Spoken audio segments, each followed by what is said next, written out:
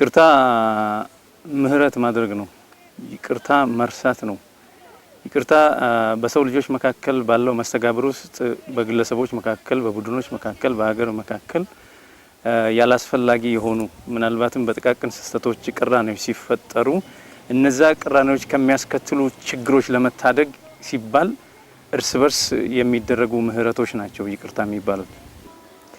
ይቅርታ የሚለው ነገር ለኔ እንደሚገባኝ ማለት ነው እንግዲህ ትርጉሙ ለሁላችንም ሊለያይ ይችላል። መታረቅ የሚለው ነገር ስሜት የሚፈጠር ይመስለኛል። ይቅርታ ሰው ስትጠይቅም ሆነ ራስን ይቅርታ ስትጠይቅ ከራስ ጋር መታረቅ ወይም ከዛ ሰው ጋር መታረቅ የሀሳብ ግጭቶችን የሀሳብ ልዩነቶችን ወይም ደግሞ ተሳስተ ያጠፋቸው ነገር የበደልከውን ሰው ይቅርታ መጠየቅ ከዛ ሰው ጋር እንደመታረቅ መታረቅ ነው ለኔ ትርጉሙ ይቅርታ መታረቅ ይመስለኛል። ከዛም ሰው ጋር ከሌላ ሰው ሁለተኛው አካል ጋር ሊሆን ይችላል ከራስ ጋር ቢሆንም መታረቅ ነው ብዬ አስባለሁ። ለነገሩ ይቅርታ ወይንም ይቅር ባይነት ከሰው ልጅ ፍልስፍና ጋር አብሮ የቆየ ነገር ነው። በእምነትም ይሁን በተለያዩ የማህበራዊ ሳይንስ አስተምህሮች ውስጥ ያለ ነገር ነው። ምንድነው ይቅርታ? ይቅርታንስ ማድረግ ምንድነው? ይቅርታንስ መቀበል ምንድነው? ምናልባት የቃሉን ፍቺ በአግባቡ በስፋት ይተነትናሉ የሚባሉት በተለይ የፈረንጅኛው መዝገበ ቃላቶች ይሆናሉ ከኛ ከአማርኛ ፍቺ ለማለት ብዬ ነው። ቃሉን ባጠቃቀሙ በተለያየ መንገድ ስለሚጠቀሙት ለማለት ብዬ ነው። ይቅር ማለት ምህረት ማድረግም ነው። ይቅር ለማለት ደግሞ ፈቃደኝነትን ማሳየት ይፈልጋል፣ ውስጣዊ ፈቃደኝነትን። በሌላ አነጋገር ግን ይቅርታ ማድረግ ወይንም ይቅርታ ጋር የሚያያዘው አስተምህሮ መማርም ነው። ከሰዎች ጋር ልንጣላ እንችላለን፣ ከራሳችንም ጋር እንጣላለን። ሲጀምር እኔ ይቅርታ ማስበው ከራሳችን ጀምሮ ነው።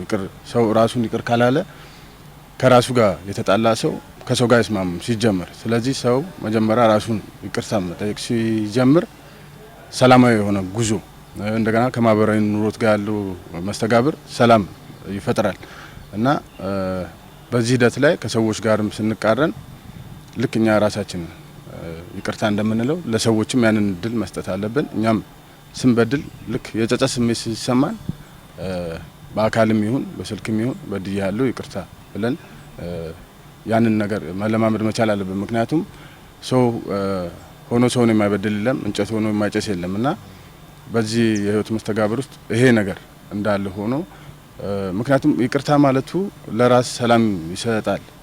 ይቅር ባንልስ ምን እንሆናለን ብለን ብናስብ ቂመኛ እንሆናለን። ቂም መያዝ ደግሞ ማለት ልክ እንደገነፈለ ድስት ላያችንን ማቆሸሽ ማለት ነው፣ ራሳችንን ማበላሸት ማለት ነውና ቁስላችንን እየጠዘጠዝን እንዲያመረቅዝ ነው የምናደርገው። ስለዚህ ያ ነገር በደል ነውና ከዚህ በኋላ ጓደኛዬ ወይ ወንድሜ ወይ ፍቅረኛዬ በድዬሻለሁ፣ አሳዝኜሻለሁ አልደግመውም። ያም ሰው ያን ይቅርታን ማድረግ ወይም ይቅርታን መቀበል በቆሰለው እንትን ላይ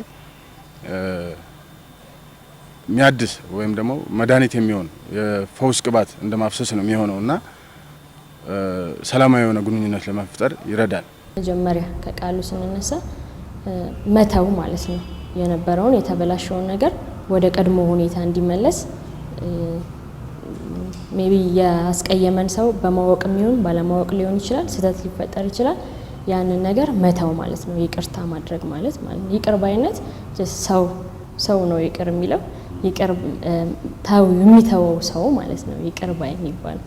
ስለዚህ የነበረውን የተበላሸውን ነገር ወደ ቀድሞ ሁኔታ ለመመለስ ወይም ደግሞ ለማደስ የሚደረግ ጉዞን ፕሮሰስ ነው። በቃ ይቅርታ ወይም ፎርጊቭነስ የምንለው ማለት ነው። አላማቸው እንደነገርኩ ማለት ነው መታረቅ፣ ሰላም መፍጠር ከምንም በላይ ማለት ነው።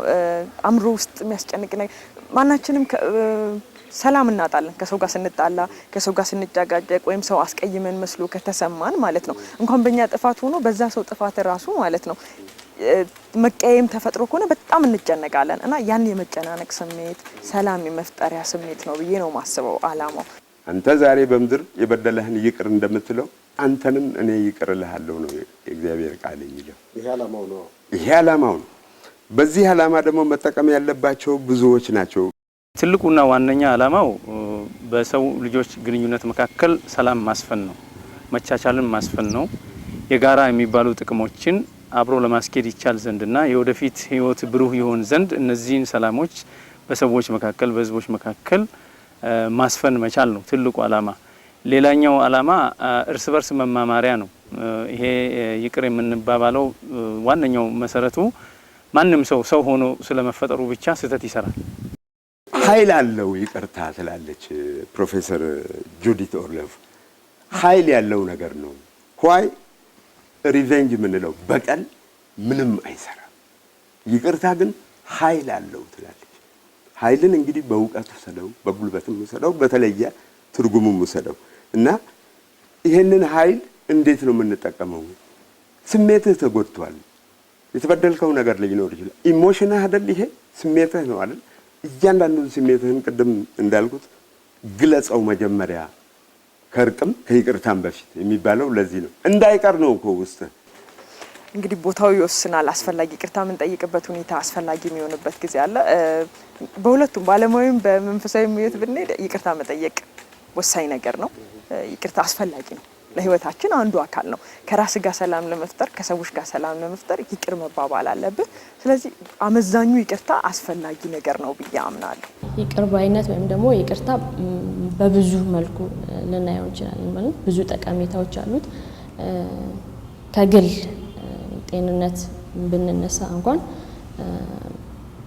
አንድን ያስቀየመንን ወይም ደግሞ ያስከፋንን ሰው ቂም እንበለው ቂም ይዘን ወይም ደግሞ ስለሱ እያሰብን በምንኖርበት ሰዓት ኪራይ ሳይከፍል በነፃ ቤት ሰጥቶ እንደማኖር ማለት ነው ጭንቅላታችን ውስጥ። ስለዚህ የነበረውን ነገር መተው ወይም ደግሞ ጭንቅላታችን ለማይጠቅም ነገር ቦታ ሰጥቶ ስለዛ ነገር እንዲያስብ ስለማይጠቅመው ነገር ጊዜውን እንዲፈጅ እናደርጋለን ማለት ነው።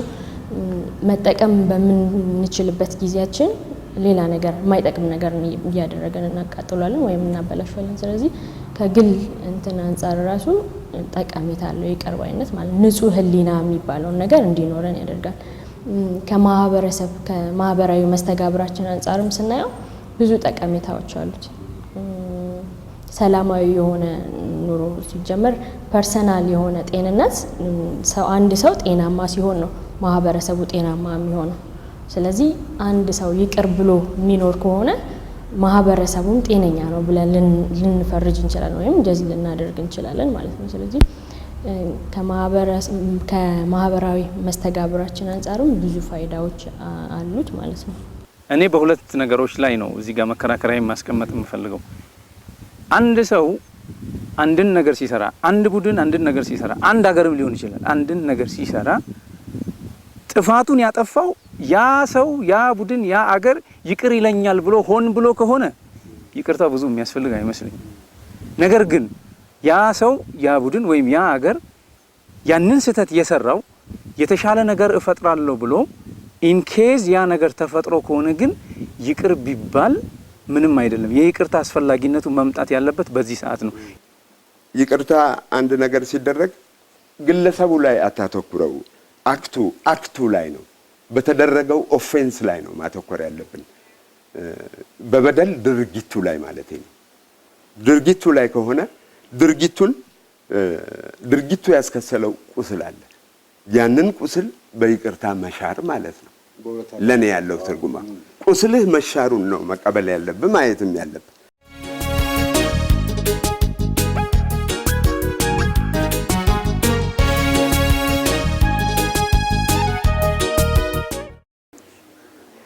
ይቅርታ ከማን ነው የሚጀምረው? ይቅርታ ከራስ ነው የሚጀምረው። መጀመሪያ ሰው ማለት ነው ከሰው ጋር ለመጣላት ከራሱ ጋር ነው መጣላት ያለበት። ከራስ ጋር ሳትጣላ ከሰው ጋር ግጭት ውስጥ አትገባምና ስለዚህ ይቅርታው ሁሌ መጀመር ካለበት ካንተ ነው መጀመር ያለበት፣ ከግለሰቡ ነው መጀመር ያለበት። ራሱን ይቅር ካለ ሌላም ሰው ይቅር ለማለት ማለት ነው አይከብደው። ስለዚህ ወደ ተበዳዩ ሰው ከመሄዱ በፊት ለራሱ ነው ይቅርታ ማድረግ ያለበት ብዬ አስባለሁ። ተሳስቼ ነበር፣ ይህንን ሰው አስቀይሜዋለሁ፣ ባለማወቅ ሊሆን ይችላል። ራሴን ይቅርታ ጠይቃለሁ። ከዛ ወደ በደልኩት ሰው እሄዳለሁ፣ ያንን ሰው ጠይቃለሁ ይቅርታ።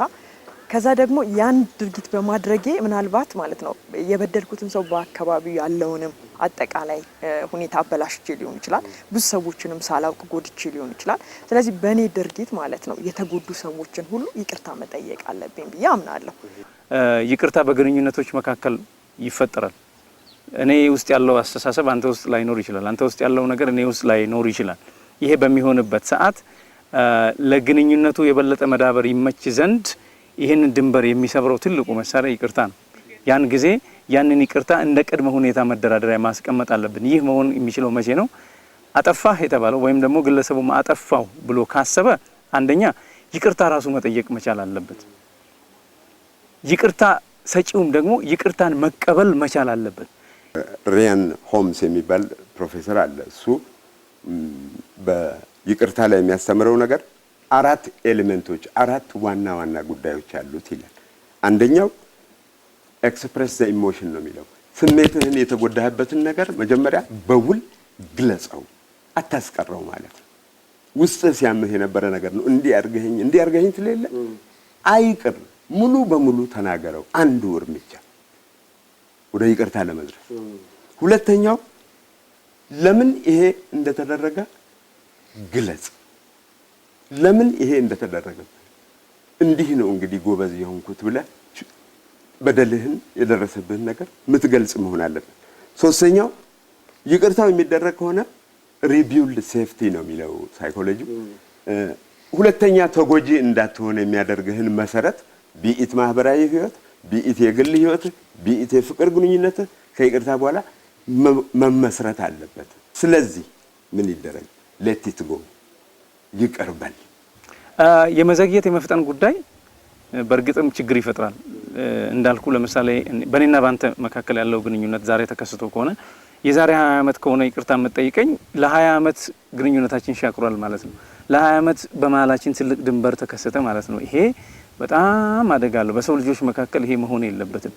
ይቅርታ መጠየቅ ካለብን እና ካወቅነው ወዲያውኑ ቢሆን ሳይዘገይ። ለምን እኔ እናንተ በጋራ ያለን ነገር የበለጠ ትርጉም ያለው ስራ የሚሰራልን ከሆነ ትርጉም ያለው ለውጥ የሚያመጣ ከሆነ በህይወታችን ወዲያው ይቅርታ መጠየቅ መቻል አለብን። ይቅር ለማለት ወይም ደግሞ ይቅር ባይነት ጊዜ የለው ወይም ደግሞ ቦታ የሚሰጠው ነገር አይደለም።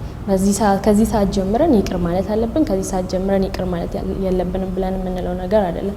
ጀስት በተቻለ መጠን ሁል ጊዜ ከሰዎች ጋር ሰዎች ነን። በሰዎች ደግሞ ሲኖሩ ይጋጫሉ በብዙ መንገድ ማለት ነው። ኢቭን ፋሚሊ ውስጥ፣ የስራ ቦታ ላይ ሊሆን ይችላል። ብዙ ቦታ ላይ ሰዎች ያለ መስማማት ሊፈጠር ይችላል። ግጭቶች ሊኖሩ ይችላሉ፣ ይፈጠራሉ። ስለዚህ ሁል ጊዜ በእያንዳንዱ እርምጃችን ይቅርታን መለማመድ መቻል አለብን ማለት ነው እንጂ በዚህ ሰዓት ይቅርታ መደረግ አለበት፣ በዚህ ሰዓት ይቅርታ መደረግ የለበትም ብለን የምንለው ነገር የለም ማለት ነው። ሜቢ በጣም የሚከብዱ ይቅርታ ለማለት እንደው ይሄንን ነገርማ ይቅርታ አላደርግም የምንላቸው ጉዳዮች ሊኖሩ ይችላሉ። ነገር ግን ለራሳችን ጤንነት ስንል ኢንሴንስ ቅድም እንዳልኩክ ኪራይ ሳናስከፍል ሰዎችን ጭንቅላታችን ውስጥ ቁጭ አድርገን ከምናኖራቸው ይልቅስ ያንን ነገር በማሰብ ከምናጠፋው ጊዜ ይልቅ ይቅር ብለናቸው ጀስት ሊቀበሉንም ላይቀበሉንም ይችላሉ። እነዛ ሰዎች ምናልባት ጥፋተኞቹ እነሱም ሊሆኑ ይችላሉ፣ እኛም ልንሆን እንችላለን። ነገር ግን ይቅርታ ብለን የራሳችንን ላይፍ ሊድ ማድረግ እንችላለን፣ መምራት እንችላለን ማለት ነው፣ ትተን ማለት ነው። ይቅርታ በምናደርግበት ሰዓት ሰላማዊ የሆነ ምንም አይነት አሳይመንት ጭንቅላታችን ውስጥ አይኖርም ማለት ነው። ስለ አንድ ሰው ይሄ ሰው እኮ እያልን ኔጌቲቭ ነገሩን እያሰብን እንድንኖር አያደርገንም። ጀስት ትተነዋል ማለት ነው። ይቅርታን ለማድረግ ስታስብ ትላለች ጁዲት ኦርሎፍ፣ መጀመሪያ ነገር አይደንቲፋይ አድርገው አንድን ሰው የበደለህን ሰው እንደማለት እኮ ነው። ሚስተር ኤክስ አትልም እንደ ቲአይ እገሌን ብለህ ስታስበው እሱን መጀመሪያ አሰብከው። ቀጥለህ ኦነስትሊ አድሬስ ዩር ፊሊንግስ ትላለች እሷም። በቅንነት የሚሰማህን ስሜት ሁሉ ግለጸው ስለዛ ሰው ያደረገህን ነገር ይሁን ምንም ይሁን ይህንን መጀመሪያ አድርግ። እንደ ንስሐ እኮ ማለት ነው። በክርስትናው ንስሐ ጸሎት ለማድረግ ስትሄድ መጀመሪያ ባልንጀራህን ይቅር ብለህናና እሰማሃለሁ አይደል ጌታ የሚለው ልክ እንደዛ ማለት ነው። እና በሶስተኛ ደረጃ ያን ስሜትህን በደንብ አድሬስ አድርገህ ከገለጽክ በኋላ ቢጊን ቱ ፎርጊቭ፣ ይቅርታን ማድረግ በውስጥ ጀምረው ነው የምትለው። በግንባር እስከምታገኘው እኮ ማለት ነው። በግንባር ባገኘው ጊዜ it's not a problem። በአእምሮህ ያለውን ነገር ተንትና ገለጽ። በይቅርታው የተነሳ የሰውየው አስተሳሰብ ይለወጣል፣ ያንተ የራስህ ይለወጣል። ተጠቃሚም ነህ፣ ይቅርታ የተደረገለትም ተጠቃሚ ነው። ጠቀሜታዎቹ ሰላም ዋናው ነገር ማለት ይመስለኛል። የአእምሮ ሰላም ይሰጣል። ሰው ከራሱ ጋር መጀመሪያ እንዲታረቅ ከሆነ ከራሱ ጋር ሰላም መፍጠር ነው። ሰላማዊ አእምሮ ደግሞ ምንም ነገር ማድረግ ይችላል። ሰላማዊ አትሞስፌር ካለ አካባቢ ምንም ነገር ማድረግ በሀገርም ደረጃ እየው፣ በቤትህም ደረጃ እየው፣ በህይወትህም ደረጃ እየው፣ በማንኛውም ደረጃ ብታየው ማለት ነው መጀመሪያ ሰው ሰላም ነው የሚያስፈልገው። ከራሱ ጋር ሰላም፣ ከሰዎች ጋር ሰላም፣ አካባቢው ሰላም። ስለዚህ ይቅርታ ዋናው ጠቀሜታው ሰላም ነው ብዬ አስባለሁ። ለኔ ትልቁ ማለት ሰላም ካለ ሁሉ ነገር አለ። ሌሎቹ ቀጣይ ናቸው የሚመጡት። ያፋቅራል፣ ፍቅርም ያመጣል። ይቅርታ ይህን ነገሮች ሁሉ ያመጣል። ፍቅር አለ። በሃይማኖቱ ብትሄድ ፍቅር ሁሉንም ያሸንፋል ነው። ፍቅሩን ለመግዛት ከፈለክ ይቅርታ መደራረግ መቻል አለብህ። ሰላም ይኖርሃል፣ ተስፋ ይኖርሃል። ነገ የተሻለ ነገር ለዛ ሰው ማድረግ እንደምትችል፣ ለሀገር የተሻለ ነገር ማድረግ እንደምትችል፣ ዛሬ ያጠፋውን ጥፋት ተምርህበት ይቅርታ ጠይቀህበት የተሻለ ሰው እንድትሆን ይረዳሃል። የግለሰቦች ግንኙነትና ሰላማዊ መሆን በሀገር ላለው ሰላም፣ በሀገር ላለው ልማት፣ በሀገር ላለው ብልጽግና ትልቅ አስተዋጽኦ አለው። እኔ እናንተ በግል ካልተስማማን በማህበረሰብ ደረጃ አልተስማማንም ማለት ነው። እያደገ ሲሄድ ደግሞ በክልል እያደገ ሲሄድ ደግሞ በሀገር ደረጃ እያደገ ሲሄድ በአህጉርና በዓለም እየሆነ ይመጣል። ስለዚህ የሰላም መሰረቱ ሰዎች በእለታዊ ግንኙነታቸው በሚፈጥሩት ቅራኔ መካከል የተፈጠረውን ነገር ይቅር ብለው ሰላም መፍጠር ሲችሉ ትልቅ ሚና ሊጫወት ስለሚችል የግድ በሰዎች መካከል ይቅርታ መኖር አለበት። ይቅርታ ብናረግ ምንድነው ጥቅሙ፣ ባናረግ ምንድነው ጥቅሙ ብለን ስንሄድ እንዳልኩ ይቅርታ ስንል ከራሳችን ጀምሮ ሰላማዊ የሆነ ነገር ሰላማዊ እንትን ለምሳሌ ይቅርታ ባላረግ ምን ሆናለሁ ብትል ያን ነገር እያሰብከው ራስ ምታት፣ ጨጓራ፣ ለተለያዩ አይነት በሽታዎች ራሳችን ላይ ነገሩን ትተን ማቅለል ስንችል ወደ ባሰ ጉዳት እንትን እንሄዳለንና አንዴ ምን አይነት ነገር ተፈጠረ መሰል፣ ሁለት ጓደኛሞች ይጣሉና አንደኛውን ይፈነክተዋል እና ይሄኛው ቂም ይዞ አጸፊታውን ለመመለስ እየፈለገ ያለ በአጋጣሚ ያኛው በተፈጥሮ ታሞ ይሞታል ህመምና ሞተ ብለው ለዚህኛው ሲነግሩት ወይኔ ሳልፈነክተው አለ። ምን ያህል ቂም ይዞ እሱ እንደቆየ ኢቭን ሰውየው ሞቶ ራሱ እሱ ቂሙን አልተውም እና ራሳችንን እናቆሽሸዋለን። በይቅርታ አደራረግ ሂደት ውስጥ ቻይናዊው ኮንፊሸስ በትምህርቱ ባስተምሮ መቼም ታውቀዋለህ። እሱ የሚለው ነገር አለ። ቢፎር ዩ ኤምባርክ ይላል ኦን ጀርኒ ኦፍ ሪቬንጅ ዲግ ቱ ግሬቭስ ነው የሚለው። የበቀል እርምጃን ለመውሰድ እርምጃ ከመጀመርህ በፊት ሁለት የመቃብር ጉድጓድ ቆፍር ነው የሚለው። እኔ ያልተነትንልህም ከዚህ መሰረታዊ ቃል ጀርባ ያለውን ነገር ይቅርታን ማድረግ ሁለቱንም ጉድጓድ ከመቆፈር ነው የሚያድነን።